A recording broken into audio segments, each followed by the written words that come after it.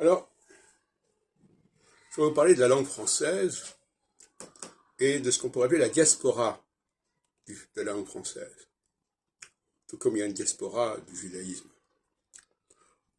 Diaspora, ça signifie un essaimage des mots du français parmi les différentes langues du monde. Tout comme il y a un essaimage des juifs dans les cultures les plus diverses. Eh bien, il y a une similitude. Il se trouve que moi-même, je suis à la fois juif et français, de souche. Et je pense que cette similitude n'est pas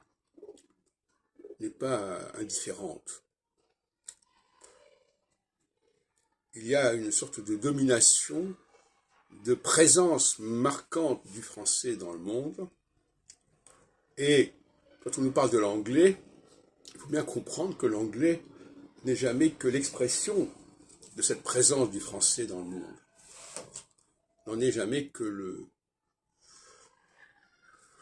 développement, que le déploiement manifeste, avec d'ailleurs une dimension un petit peu corrompue, si on peut dire, tout comme le christianisme, par certains côtés, est une forme de contresens par rapport au judaïsme.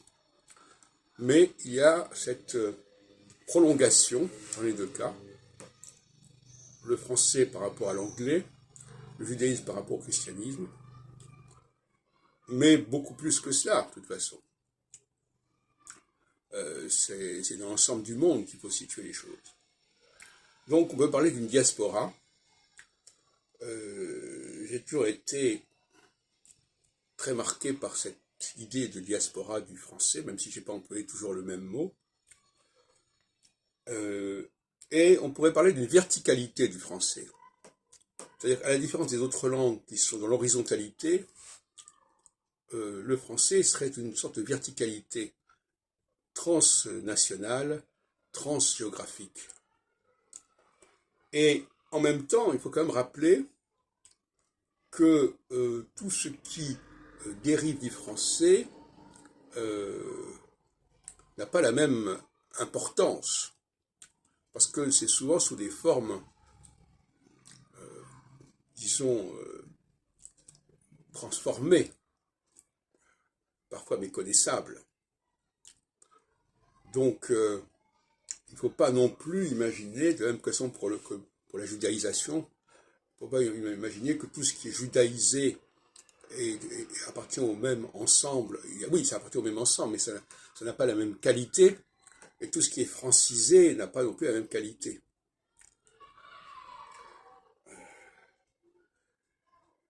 Il y a notamment un débat sur la judaïsation des tribus du Nord, hein, des peuplades du Nord de la Palestine, avec le grand schisme à la mort de Salomon.